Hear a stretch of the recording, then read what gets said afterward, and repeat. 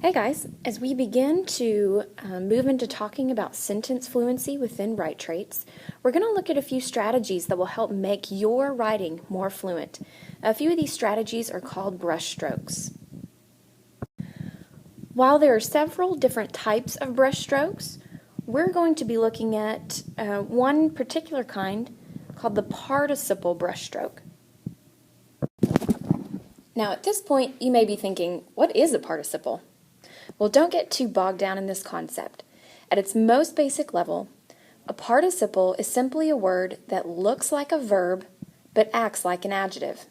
If you remember from prior years, an adjective is a word that gives more description about a noun. Sometimes we call this modifying a noun. Let me give you a quick example. Take a look at this sentence. Walking home, Sarah stopped to pick up a penny.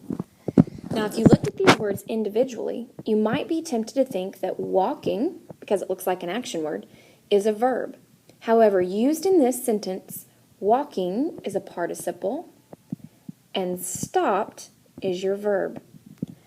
Walking in this sentence simply gives you more information about how Sarah was acting or how she was moving. So walking home, we would actually call this a participle or participle phrase.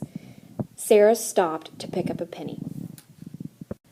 On the next couple slides, I'm going to talk to you about how you can use participles, both in phrases as well as just single words, to create more interesting sentences. Take a look at these two different example sentences. They're going to give us some different ways, or show us two different ways that we can go about looking at how to use participles to create more interesting sentences. In this first example, this red part represents a participle phrase. In the second example, each of these individual words are participles. The first type of sentence we're going to look at is how to create a participle phrase onto a sentence. So let's talk about how to actually create sentences that have participle phrases or participle beginnings. For example, for each of the ones you're going to be doing, you're going to look at the picture given to you on the slide and start by creating a simple sentence. Here's one that I'm doing for you. The cheetah gained on the injured zebra.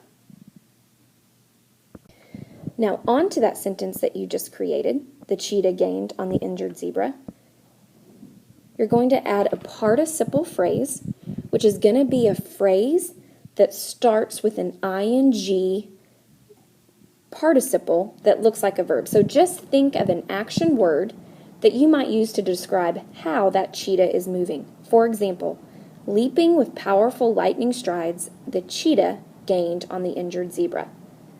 This part is your participle phrase. Now take a look at this picture. This is the one I want you to try to create your own sentence that has a participle phrase beginning. If you feel like you have a good grasp of the concept and are ready to go off on your own and try your own example, go ahead and pause the video at this point and do your own. However, if you need a little help getting started, keep listening. In the example above, I've actually given you the simple sentence to start with. If you'd like to use it, you are welcome to. If you want to come up with your own, you may do so. Now, where I have the line drawn here is actually where you need to come up with your own participle phrase that you would insert at the beginning of that sentence. Remember, start with a participle, which is going to be a word that looks like an action verb, and add on to the beginning of your sentence.